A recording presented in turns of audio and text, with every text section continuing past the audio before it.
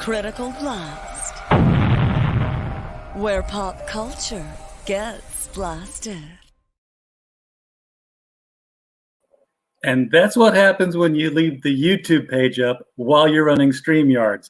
I'm sitting here going, why am I hearing it twice? My mic is muted. How is this happening? So apologies for the double run intro there. That's what happens when you go live.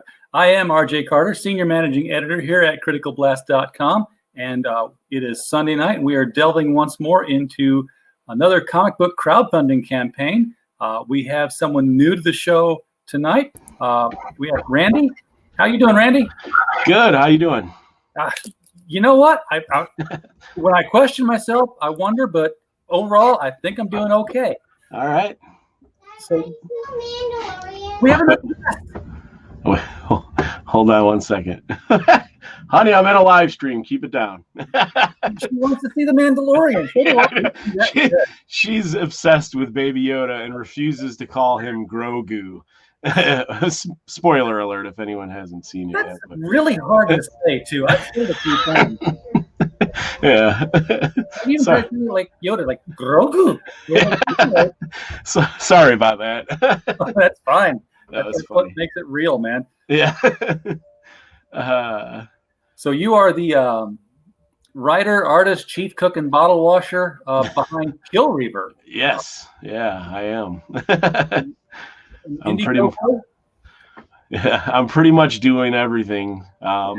If we can get enough funding, I might invest in a colorist to help me out and possibly a letterer, but I am definitely doing all of the story and artwork for the book for sure.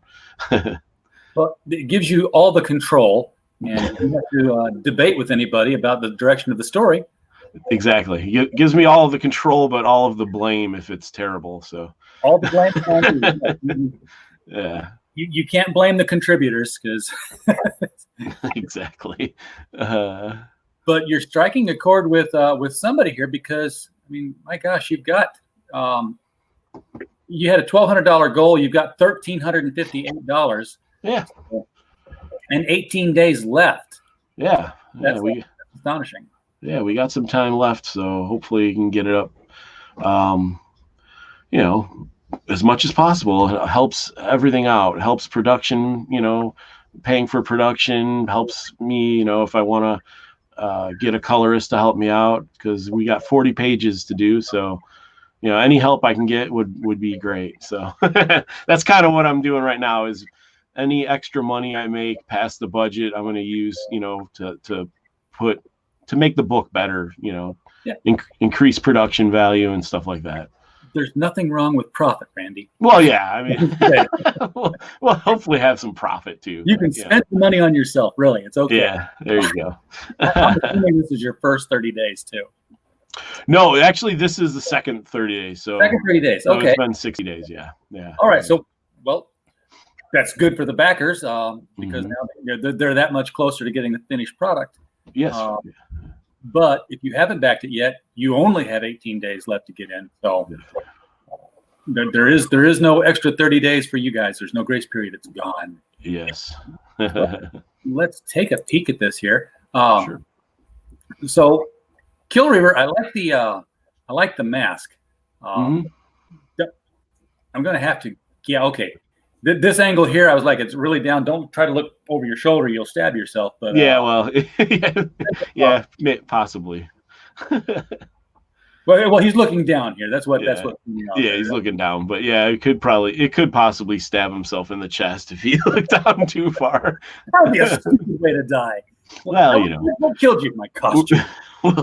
Hopefully, we won't have him do that in the comic. So, this is. I'm guessing sword and sorcery for the genre here. This is yeah, definitely. I'm seeing a Cthulhu-like squid tentacle coming out of a vampire skull. Yeah. That's an image. I love that. Very metal. So what is the world of Kill Reaver? I mean, yeah, like you said, it's a fantasy sword and sorcery type of world. Basically, the Kill Reaver, he's was a part of a group that were like a group of warrior mercenaries that were being commissioned to protect this king. Things kind of go bad, and the king ends up turning on them. He has all of them executed except for one guy, and that guy now is basically on a mission, for blood, to find this king and to take him down and kill him.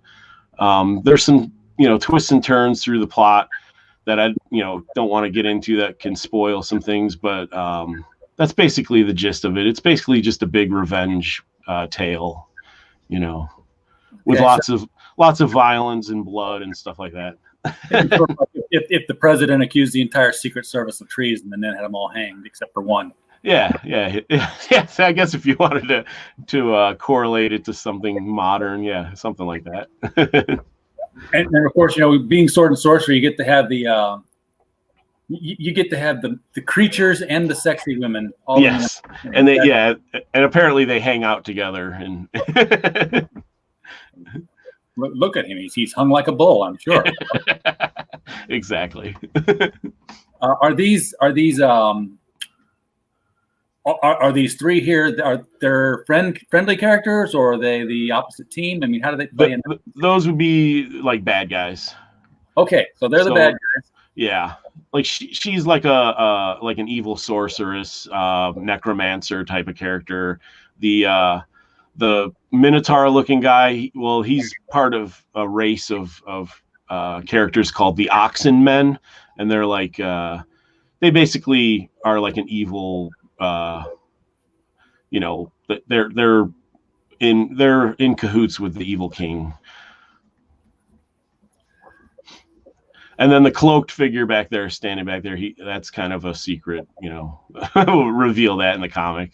Oh, okay. So he's sort of like the man in the iron mask. We're not going to know who that is. Not yet. Yeah. Gotcha. So you published your first comic at 16. Now, explain publish, because at 16. No, it was actually published. Like we had it in comic book stores and stuff. Yeah, it was called Crimanimals. I don't recommend anyone looking it up. It's terrible, but if you there are copies of it out there around if you want to Google it. But time to hit eBay. Crimanimals, like criminal animals. Like Popeye trying to say criminals. Okay, something like that. Yeah. It's pretty bad though. But I was only like 15 when I drew it, and my brother and I and some friends, we self-published it. But it actually, there are still copies of it around. That was like almost 30 years ago. So it's kind of crazy. Pretty awesome though. I mean, what the stuff you're doing at 16 because you want to, that's productive. That's that's something that you build on the rest of your life. Yeah. And that was kind of a time when like a lot of people were self-publishing. It was kind of a big, time in the industry for people to do that. And what's kind of cool is like I'm making my return to comics at like another kind of renaissance for independent comics, which is going on right now, so it's I'd use that exact same word to describe all of this crowdfunding that's going on. It's a renaissance. It is, yeah. Yeah, and I know some people say that comics are dying, and others say no, it's the best they've ever been. Like, it's actually both. Yeah. That's big two that are dying. It's kind of it's a transitional phase kind of. So like that there are, I think 10 years from now the industry is going to be completely different than what we're used to. Exactly. It's going to be crazy. the two giant trees that have sucked all they can't bear fruit anymore because they're just too damn old and the limbs are rotten. They're going to fall away, and they're going to open up all that sunlight for all these other little trees that have been growing, and everyone's going to say, "Oh, look, there were more trees that we didn't know were here." Yeah, and that's great. I think it's awesome. So let's take a look at the tiers you've got in here. You've got your featured perk is a sketch card commission. Yes, yeah. It does get you the Kill Reaver #1 with the color cover, and the Kill Reaver #1 line art cover. So you're getting two books. Mm-hmm. And a sketch card commission. So yes, there are only 10 of these, and it's commission, so they get to ask for whatever character they want. It doesn't matter. And I noticed that in the example here, you've got, your Christopher Superman, you've got Pennywise, so it doesn't even have to be a Kill Reaver character. No, yeah, it doesn't have to be. And that's $75 for original artwork, first of all, and 2 books. How big is the book? Let's get some estimates on size here. It's 40 pages, standard comic book size. Okay, 40 pages is a decent sized book. Yeah. It's not your 22-page floppy. You're getting a Exactly. double-sized book. One thing I'm seeing here that I've not seen anybody do before, you may be the first. Estimated shipping, May 2021. Nope, we're pulling that back to April 2021. Well, direction, Randy.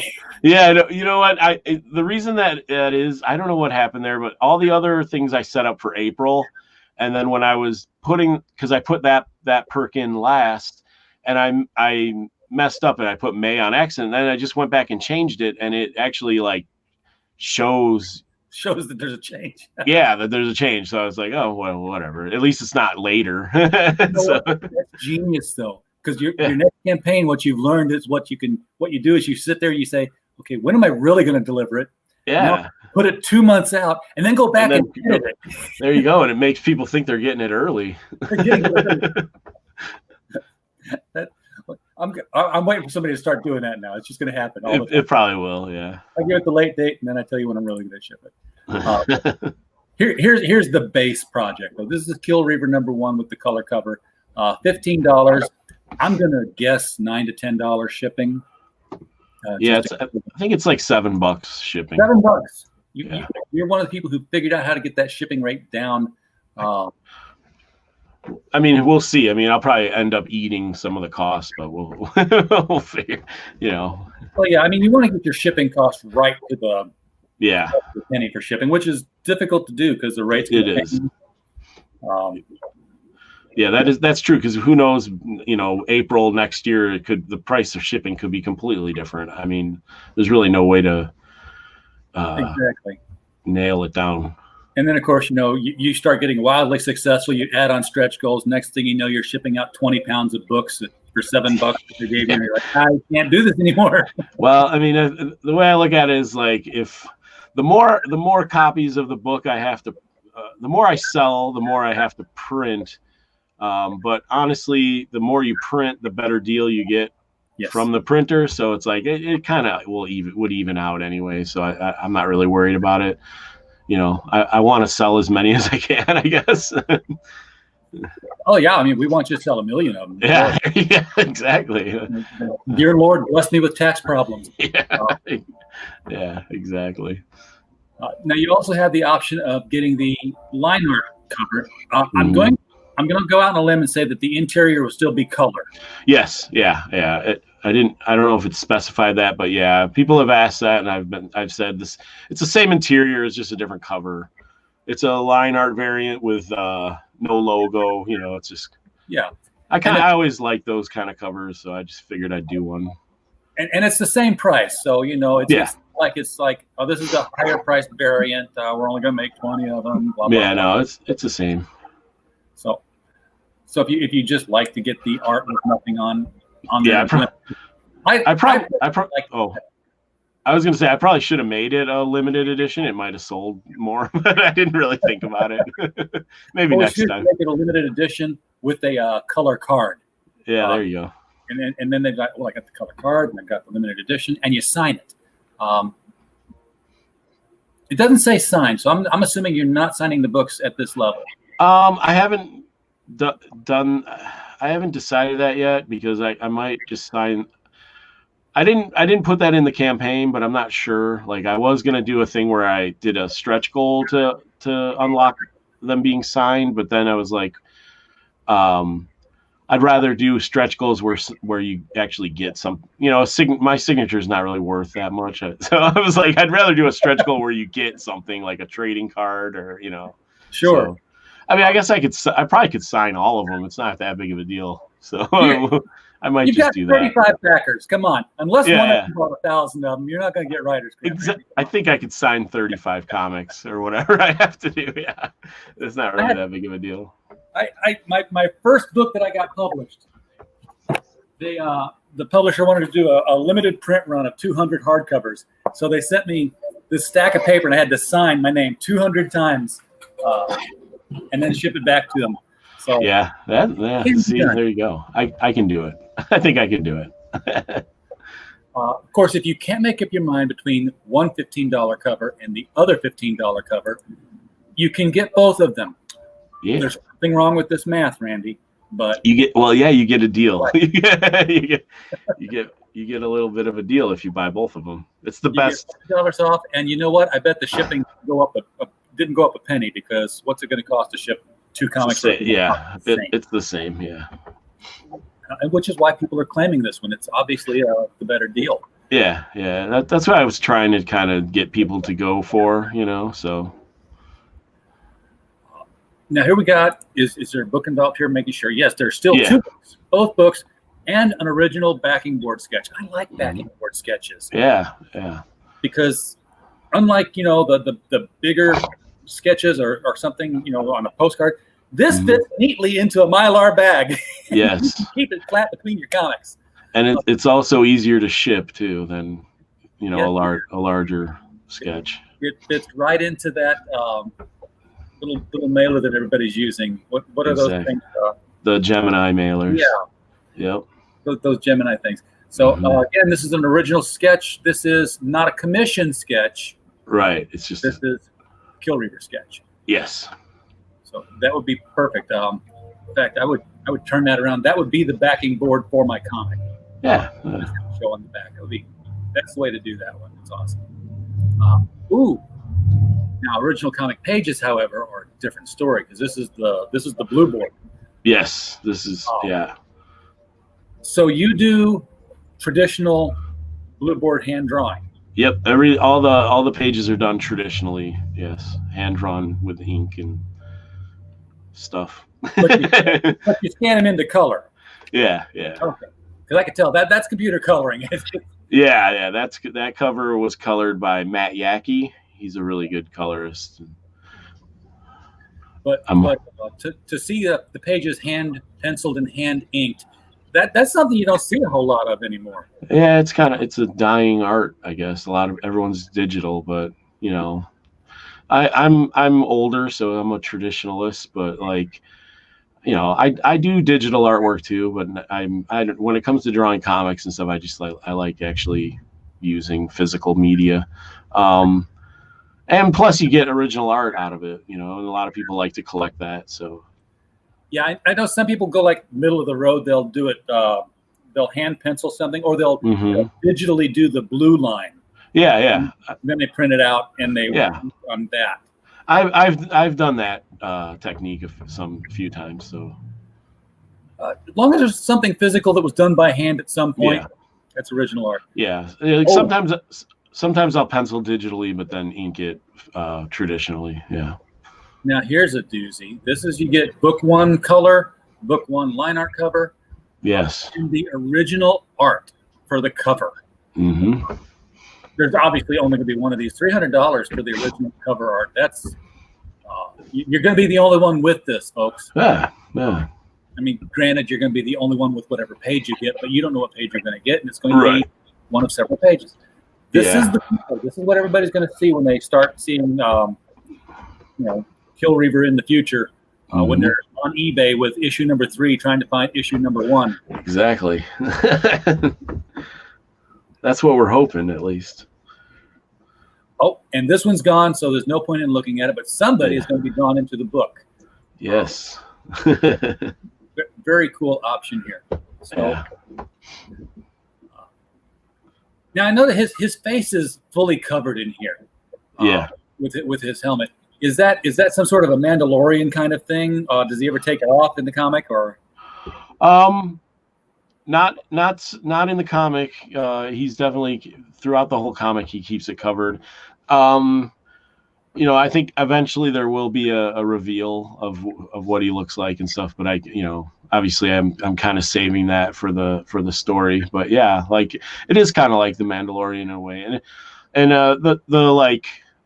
when I originally came up with like the idea and stuff, one of my original kind of pitches for it was that it was The Mandalorian meets Game of Thrones, because his character's kind of similar to The Mandalorian in some ways, but it has that kind of, fantasy Game of Thrones drama with all these different characters, interacting and doing horrible things to each other. And everybody dies except him. Well, I mean, Game of Thrones, he'll die at the end.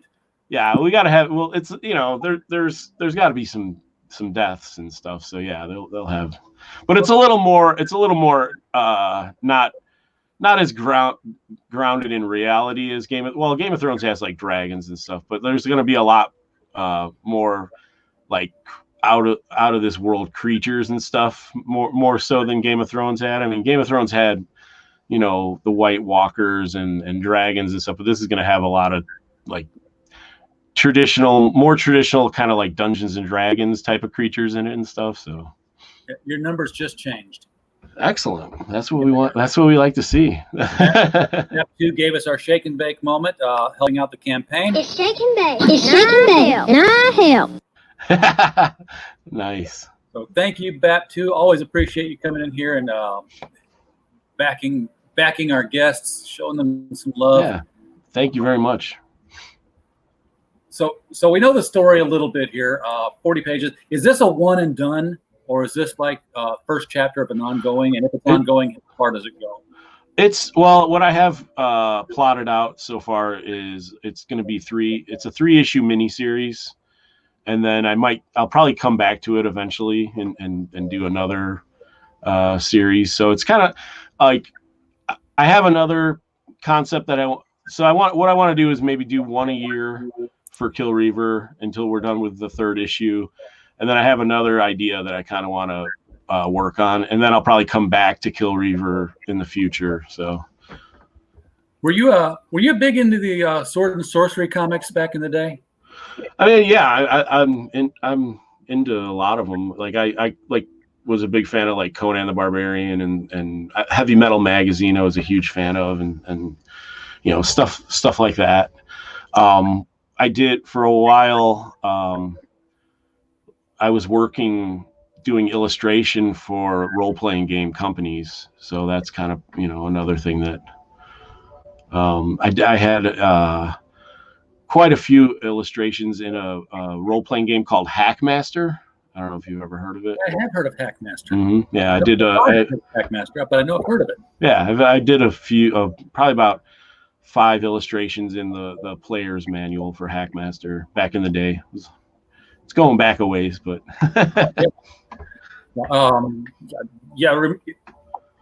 remind Beth of Conan. My sword and sorcery comic was more obscure than that. I was into Claw the Unconquered.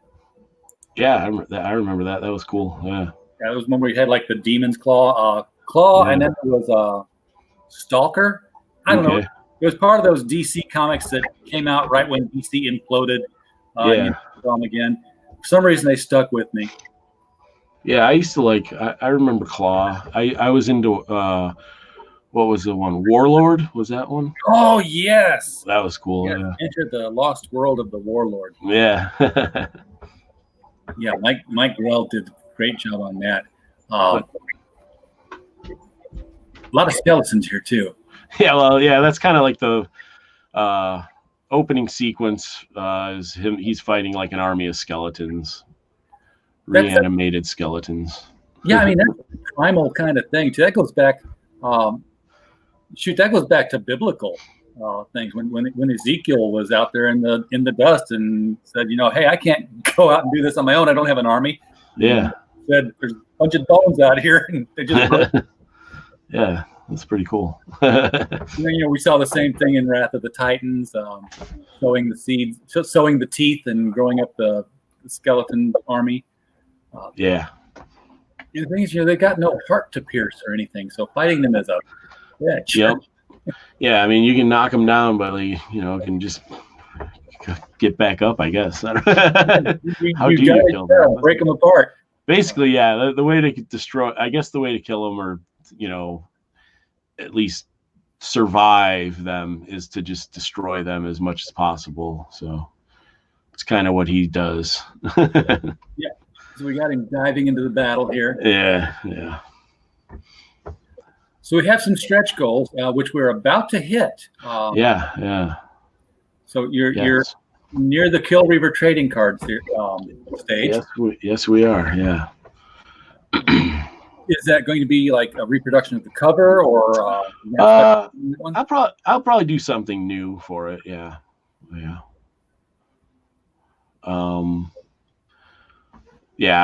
I mean, a cover would make a cool trading card, but I'll probably do something new. I might do. I do also have a trading card, an exclusive trade for people who signed up for the mailing list. I offered that if they backed the project, that they would get an exclusive trading card. So I still have to figure that out too. So I might do a trading card of the cover for that one, and then for the stretch goal, do an original piece for the trading card. Nice. Yeah. If we get to 5,000, 2,500, almost get 8 more pages of art. That's a 48-page book. That's still a nice size book. 5,000, every backer gets a Kill Reaver sticker, which I have to remind people that, we have stickers, and we're willing to give them to you. All you have to do is send us a self-addressed stamped envelope to Critical Blast at 1097 Prestwick Drive, Belleville, Illinois 62221, and we will throw two of them in an envelope to you, and you can have one and give one to your friend. That's cool. Those are nice stickers. I don't know where you're planning on getting your stickers done at, but we go through Sticker Mule. Okay. I free plug them all the time because it's like after you get your first order from Sticker Mule, you just get emails and emails and emails all the time about, hey, you know what? We can take your design and turn it into these acrylic stick pins here. Oh, sweet. And we'll do it for like a donut and $1. They're crazy. Yeah. Like, I don't need anything, but I'm going to do it anyway. Yeah. That's cool. Yeah, I'll keep that in mind. That's how I got the stickers. That's how I got the pins. That's how I got the magnet. Nice. Yeah. They do everything. So yeah, when issue 2 comes around, and it will because issue 1 has been successfully funded. We're just $120 away from that $1,500 stretch goal, folks. So exactly. Yeah. Less than 10 more backers, like 9 more backers, I think. Yeah. You'll have to put a card in everything now. That's okay. Obviously, we'd really like to hit that 10K goal. Yeah, that would be most excellent. But get a Dan Fraga variant cover. Yes. And then we're 15K. That's when you get a square bound format. Is it? I've never asked. Is it really an expensive jump in printing comics when you go from the staple down? It's not that much more, but it's a significant price increase, but it's not that much more. I'd say I'd have to do the math exactly, but it definitely bumps things up like a couple $100 more depending on how much how many you're printing. But yeah, it's not crazy though. It's just one of those things. It's like, I'm coming up with ideas for stretch goals, and that seems to be one that people put in a lot, either like hardcover or, so it's like, I don't know if I would 48, if it's 48 pages, I don't think I'd want it to be a hardcover because I think that'd be kind of thin for a hardcover. But for a square bound, that's not that bad. So yeah, 48 pages square bound. That's your. I've seen square bounds done. Yeah. A lot of the Elseworlds books were. It's kind of the minimum you'd want to do for square bound, though. From what I've seen, but it's it's doable though. You throw in a few more pages of pinups and that's true too. Yeah, I probably will. Put in some extra stuff, definitely. Now, this is the cover that I used to build the thumbnail with. Yeah. Because it was easier to work with. Sure, yeah. That's one of the original. I don't know if you've noticed, but the horns on his helmet have changed. I changed them up a little bit. Right. Because I wanted them to be a little more out.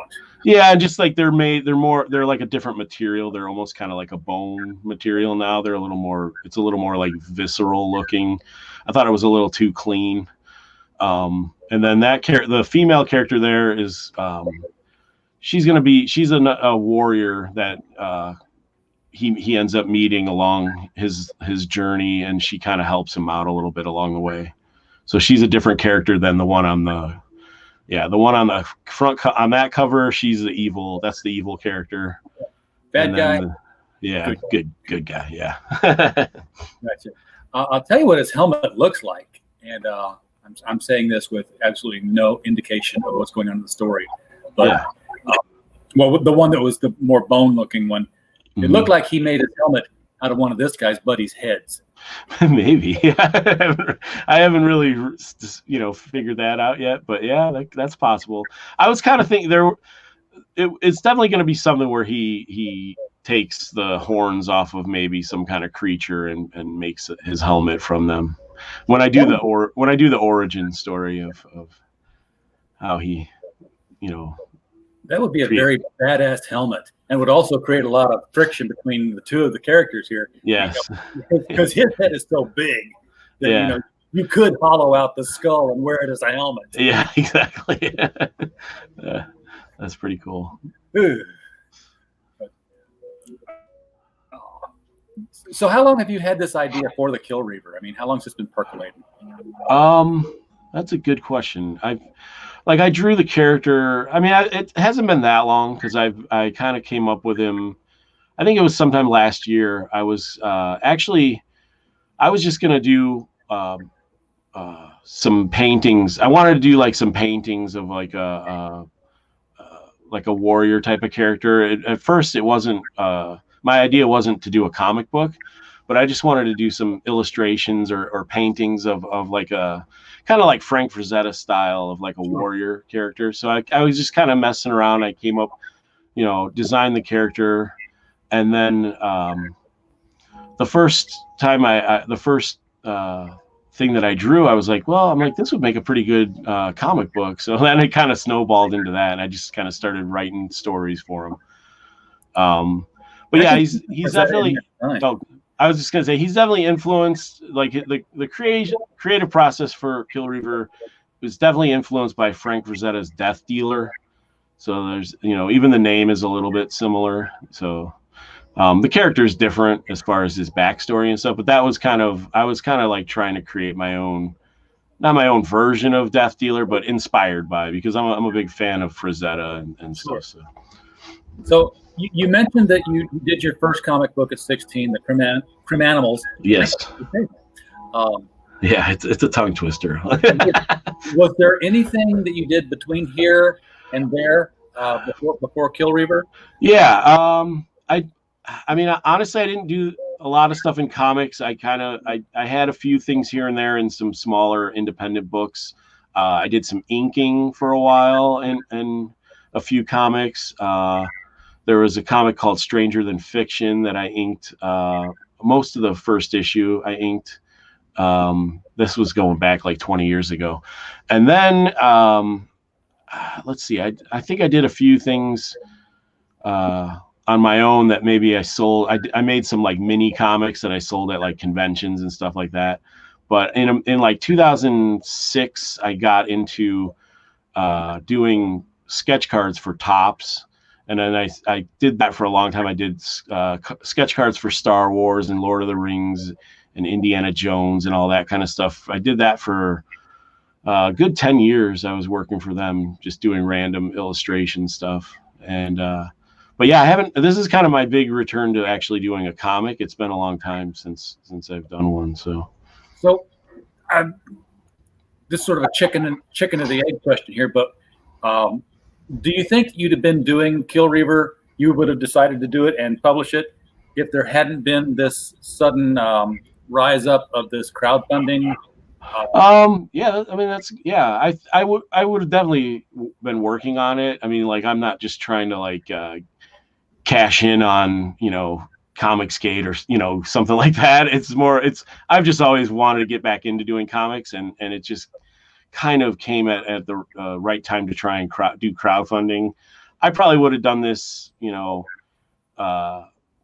without any crowdfunding. In fact, I've had a few smaller publishers actually offer to publish the book. So, I want to do it myself though, because I think that's just the way, the best way to do things right now. The best way to do business is getting out there and doing it yourself. Because why running at it. Well, and it's like that. It's easy to do. You don't really need, if you do direct to consumer, you don't need a company, a middleman to publish it for you. It's not that hard to do. If you're writing and drawing a comic, you can getting everything scanned in and lettered and colored and stuff and sending it out to the printer is not that hard. Anyone can figure it out. If you can do the work, you can figure that end out. So that's kind of what I've been doing. And I also earlier this year I did a Kickstarter for my own trading card set, and I'm actually in the process of fulfilling that right now. So I've had experience with crowdfunding and fulfilling a campaign. So this isn't my first foray into that. So I kind of had that idea going, before I did kill Reaver. Yeah. Now, do you think that I mean, this direct to consumer model, it's going to stick around? I think. I think customers. At first, I was unsure because comics were like being priced at $40. And the shipping was like 12. It can get but getting it down to like $15 for a 48-page book, not coming out every month, so you're not looking at that kind of outlay. Reasonable shipping, I can see that, but I like going to my comic shop too, and I know that my LCS guy loves some of this independent stuff, and he'll buy a crowdfunded book just to put it in his store, but you've got to upcharge it then.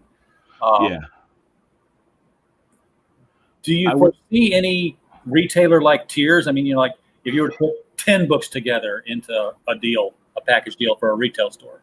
I would, I mean, I guess I would. It's more. I haven't really thought of that because I didn't really plan that out. But yeah, I mean, if somebody were to approach me about it, like I probably would try to come up with something for that. I definitely I was thinking that if I got the 3 issues done, that I would do some kind of compilation that would like a trade paperback that would have all of them in one book. So maybe that would be a better item to get into the stores. I'm not sure, but I agree with you. I as much as there's a lot of mainstream stuff and the industry needs an overhaul, I still do like going to comic book stores also, and there are things that I like to support in as far as the shops go. So yeah, I haven't really thought about that. I probably should.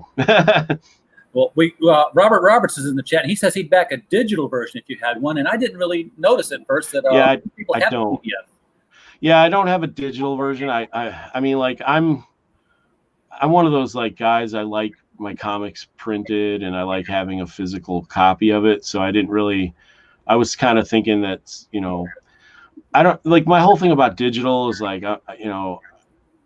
when you put out a digital version, like basically like if somebody gets it, can't they just like share it with like all of their friends and stuff too? Like that's the whole thing. They can. Yeah. Yeah. It's like, I don't know. Sold off PDF, but again, we're only getting the digital. Most people do want the print copy. Even when I've had PDFs come to me for review, because we do the reviews for criticalblast.com of several different books. If it's a book I like, I still want to go out and get the digital or the print copy. I know a lot of people that do the same thing. They'll get a digital comic and then be like, oh, they get turned on to it and want to get the actual physical book. I get that. I don't know. But and here's where Robert is bringing up the point I was getting ready to bring up as well. There's a lot of international people who want to read the comic. Yeah, that's true. Shipping costs. It really kills them there. So they're the ones who generally end up buying more of the PDF versions.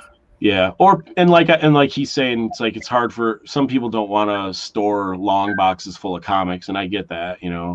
Because he's working off site, literally in the. Yeah, it's like it's one of those things. I kind of overlooked it because a lot of the campaigns and stuff that I've been following didn't really offer digital, so I was kind of going that way. But I don't know. I mean, it's something to think about. Yeah. Like, I didn't know that there was such a demand for it, but I keep seeing more and more of it.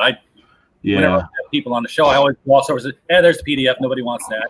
But it turns out I'm wrong. Yeah, no, they do. I get it. It is. I mean, and then you got to remember, I'm 45 years old, so like I come from an old school mentality about comics, and not everyone.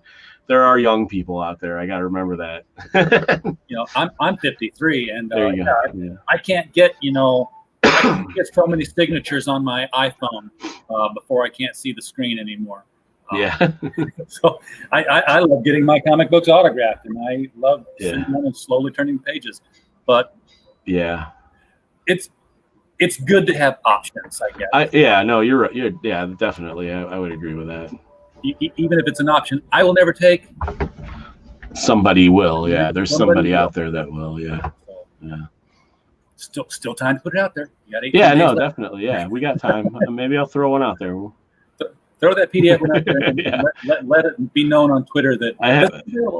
At least Robert Roberts will back it. Make an extra, $7 or whatever. Yeah, there you go. It'll pay for the shipping of somebody else's book. Yeah. So you've been into comics for quite a while, though. I mean, I'm guessing that if you're drawing them at 16, you're reading them the whole time. Oh, too. yeah. I mean, I have two older brothers, so like I grew up like with comic books, like when I was like, as far back as I can remember, I was like really into them. I didn't really start getting. I probably got serious about reading and collecting them probably when I was like 13 or 14, but. I mean, this thing, like I drew a comic when I was 15, but like it's by no means professional quality. So it's like, but I had a lot of enthusiasm. Well, let's put it that way. But yeah, my first play I wrote when I was 5 years old, and it got performed by the 8th grade class. 6 years old, I was in first grade. I was reading comics in kindergarten because I would get them from my barber. And I learned how to read off of them, and nobody knew I knew how to read, and I didn't tell anybody because I thought everybody could. Yeah, I think I did. I was pretty much the same way. I remember being very young, reading comics, and at least looking at them, and kind of like tracing the character. I would draw on them and stuff. It was, But I probably got serious about like reading comics and stuff when I was maybe in like 6th grade. So whatever age that is, I'm not sure. But I used to before I realized at a very young age to keep them nice and clean. But I remember I used to pencil eyeglasses on Superman. I'm like, why can't anybody figure this out? Yeah, exactly. Yeah. That's funny. Baptiste said the only way his parents could get him to read was comics, players' guides, and Nintendo Power. So yeah, I mean, my son. He's not into superheroes. Flash is his favorite character, but as far as superheroes go, he's really a superhero person. He reads the Archies and he reads the Scholastic stuff. Yeah, I have manual. Yeah, kids these days, like my one of my sons, he likes superheroes, but he's more into like the video games and the movies and stuff. But he likes comics, but they're not. Like both of my sons, all 3 of my kids, they're not really that into comics. They like the art and stuff, but they're not. But they're young still, so who knows? Yeah, he's 13. He wants to read H-back manuals. Yeah, well, in 13, that's an age. Yeah, he'll probably get into comics later on. I think now because of video games and stuff that kids are into, the age that kids get into comics is like later on now. It's not as early on because there's so many other things to distract kids, Well, plus the sad fact is that most of the comics out there aren't suitable for anyone. That's true too. Yeah. Cause they're all done by guys like me who just want to like do stuff that they like. Well, it's not just that, but I mean, when I was 6 years old, my dad was, in his 30s then. He could read a Superman comic and enjoy it, put it on the table, and I could pick up the same book and enjoy it, and he didn't have to worry about it. it was written at a level where Yeah. it was entertaining for adults and it was safe for kids. Yes, yeah, that's true. Superman and just superhero comics in general, they're definitely written for an older audience, or I don't know what audience some of them are written for, but yeah, it's definitely not for kids. Yeah, Bat rooting for the villains. Yeah. Come on, just kill him and put us out of our misery. Exactly. Yeah. Well, plus all the villains actually represent the mainstream audience these days. That's true. Yeah. Like, we hate you. These are our guys now. Yeah, they're ruining the villains too, though. That's unfortunate thing. Yeah. Or they're overusing them. My God, if I see the Joker one more time before the end of 2021, it'll be too soon. Yeah, definitely. So you mentioned briefly, just in passing, Comicsgate earlier on. Do you identify with the Comicsgate movement, or are you just a crowdfunding movement? Or I mean, like I don't know what, like I guess I do identify with Comicsgate. There are certain things about it that I don't like, but for the most part, as far as it being a consumer movement and being, putting the customer first and not, being an asshole to the customer and blocking them on Twitter and stuff like that. Yeah, I'm definitely against what's a cancel culture and stuff like that. So yeah, I mean, I guess I do identify with Comicsgate. I don't declare myself as Comicsgate because I'm not like, I don't think it really matters what I declare myself as. I'm just an independent, creator trying to make a book. That's basically what I'm pro Comicsgate. I'm not pro some of the people in Comicsgate. But the movement itself, I'm totally behind that. I say that I'm pro Comicsgate, I'm pro DC, I'm pro Marvel, I'm pro Dynamite. If you're making comics, and you're talking to the consumer, I want to see that succeed. If you're anti something, I hope you do. I agree with that. And it's like, what is Comicsgate even now? There's so many different people that are in and out of it, and it's like I don't even know. I always say that it's like if DC and Marvel were the Catholic Church, then your boy Zach and Captain Cummings was Martin Luther hammering up the Declaration at the door, and it's just splintered into denominations ever since. It definitely has, yeah. Baptu's asking if I saw that they did the Dr. Doom and Ironheart. That would require that I actually pick up a copy of Ironheart and read it. So no. In fact, I would venture to say that very few people have seen what they did to Dr. Doom. No idea. Yeah. I didn't even know Ironheart was still being published. I thought it was just an idea. Nothing that will stick, I'm sure. Well, we're coming up to the top of the hour. Is there anything about Kill Reaver that we haven't talked about that you'd like to make sure people know about? I mean, not really. I just, it's if you're looking for a good fantasy sword and sorcery type comic book with lots of high energy action and it kind of harkens back to the old school, image style heroic fiction, if you're into that kind of stuff, I think you'd be into Kill Reaver. It's going to be pretty fun. I'm excited to get this project out to people and see what people think of it. Very cool. It looks exciting. I love the anatomy on this. I think the characters are a rich mixture. It's definitely the Dungeons and Dragons kind of feel to it.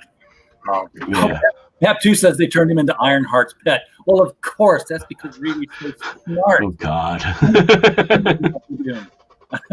Wow. Yeah. See now, if Marvel were smart, which means we'll never see this. Riri Williams was the answer to Iron Man because she wanted to be the next Iron Man. If Marvel were smart, there's a young girl struggling in Latveria who wants to be the next Victor Von Doom, and she's going to try to overcome and succeed him. I could see that. It could be Riri's antithesis. Yeah, they have to have some kind of female counterpart. I could see that. She's got to have somebody who's a challenge for her because Tony Stark's no challenge for her. She's too good for him. Yeah. All right. Well, Randy, it's been a pleasure having you on the show. Thank you for bringing Kill Rerun here. I just noticed he's got an arrow stuck in his shoulder in this little picture. Yeah, he got shot. He's lucky he got it in that shoulder, not the other shoulder. Yeah, it's convenient, right? Yeah. Maybe if it was in the other shoulder, he would have ripped it out. I don't know. He would have ripped it out.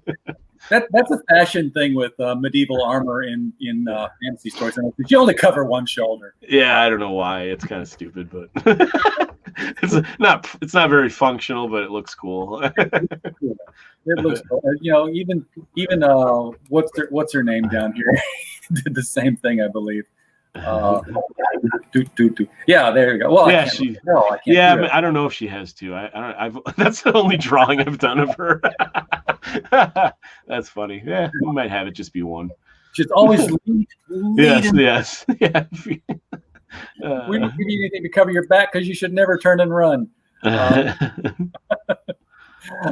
Oh gosh, she's carrying his head under her arm. Well, maybe that was a Doombot then. Yeah. Oh geez. Anyway, we will let you go for the night. Glad you came on. Everyone in the chat, appreciate you being here. Those who backed the book, always appreciate you as well. If you haven't backed it yet and you're watching it on the replay, the link is right down there in the description below.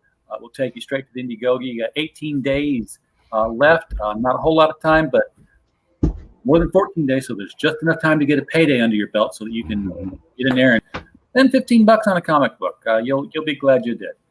And with that, we're going to check out. So, Randy, we'll see you around. All right. Thank you.